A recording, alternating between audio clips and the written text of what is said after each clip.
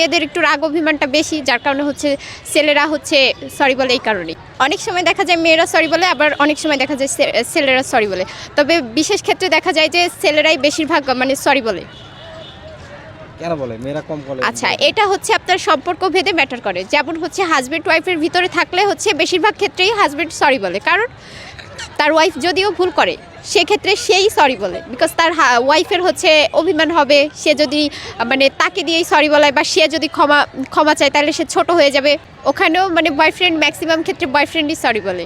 বিষয়টা ওরকমই যে গার্লফ্রেন্ড রাগ হয়ে যাবে, গার্লফ্রেন্ড হাত ফসকে বেরিয়ে না যায়, আমার একটা সামান্য একটা সরির কারণে যদি আমার সম্পর্কটা ভেঙে যায়।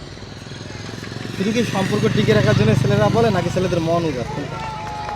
এটা তো আসলে এই প্রশ্নের উত্তরটা তো ছেলেরাই দিতে পারবে, যেহেতু ছেলেদের ক্ষেত্রে করছেন।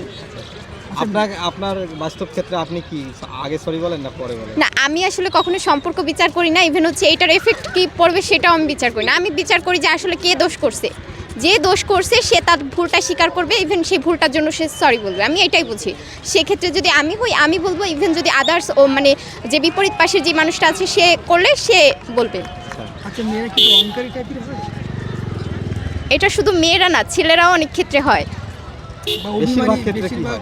অভিমানটা আমার মনে হয় একটু মেয়েদের ক্ষেত্রে বেশি, কারণ তারা ছেলেদের মতো ওইভাবে রাখতে পারে না, মানে রাগও ছেলেদের উপরে দেখাইতে পারে না, যেই রাগটা তারা হচ্ছে অভিমানের ক্ষেত্রে প্রকাশ করে। আমরা আসলে দেখি একটা ছেলে একটা মেয়ে কখনো একটা ছেলেকে অন্য একটা মেয়ের পাশে দেখতে চায় মানে পারে না। এটা হচ্ছে মানে তাদের আসলে কি বলবো, মেয়েদের একটা জন্মগত স্বভাব আছে যে তারা একটা মানে তার প্রিয় মানুষটার পাশে অন্য কোনো নারীকে বা অন্য কোনো মেয়েকে সহ্য করতে পারে না। এটা সম্পর্ক বিশ্লেষণ ক্ষেত্রে হয়ে থাকে। তো যদি বলেন এটা আমি দেখছি কোন কোন ক্ষেত্রে, ফ্রেন্ডদের ক্ষেত্রেও, মানে একটা ছেলে একটা মেয়ে বেস্ট ফ্রেন্ড, তো ওই ছেলেটা যদি আরেকটা মেয়ের সাথে ফ্রেন্ডশিপ করে ওইটা ওর ওই মেয়ে বেস্ট ফ্রেন্ডটা সহ্য হবে না। ইভেন হাজব্যান্ড ওয়াইফের ভিতরে সেম, তারপরে হচ্ছে আপনার ভাই বোনের ভিতরেও সেম, যে আমার ভাই যদি আমার থেকে বেশি আরেকটা মেয়েকে বেশি স্নেহ করে, বোনের জায়গাটা দেয়, তাহলে তারও একটু মানে হিংসা হয়। এটা ন্যাচারাল। আপনাকে কেউ কখনো সরি বলছে কিনা?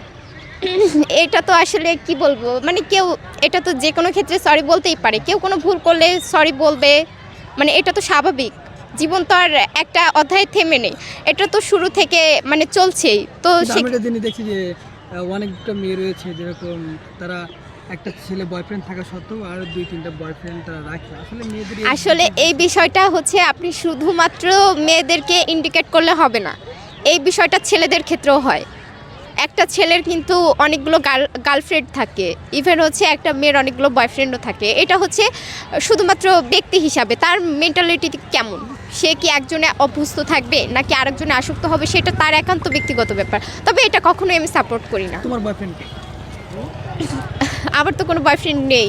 আপনাকে কেউ কখনো রাগ ভাঙায় না? আসলে ওরকম মানে কোনো জায়গায় নেই।